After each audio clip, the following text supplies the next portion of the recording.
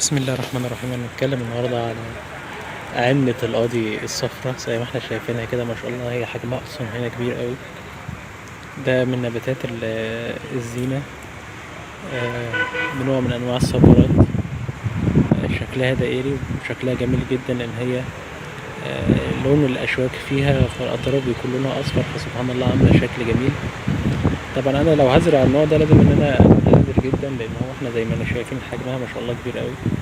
احنا لفينا حوالين منها، هي حجمها كبير. لو جينا بصينا على الأشواك اللي فيها دي، أشواك مدببة جدا يعني هي حتى صعبة جدا. يعني الأشواك، يعني لو لا قدر الله حد وقع عليها تبقى في يعني كارثة. فيعني لازم إن احنا نكون حذرين جدا من الموضوع ده أثناء زراعتها. يعني لو هزرعها، ممكن لو حتة عندي منط ممكن أزرعها فيها. طبعا يفضل ان احنا كده نزرع الجهنمية. بس احنا لو عندنا حته مثلا في كورنر، او ان انا ضامن ان مفيش حد ممكن يقع عليها او طفل يجي في المنطقه دي، ممكن ان نزرعها كويس جدا. بتتحمل عندنا الحراره، بتتحمل نقص الميه، من النباتات اللي هي جميله جدا وشكلها جميل. بس احنا نراعي المحاذير اللي احنا قلناها في زراعتها. شكرا.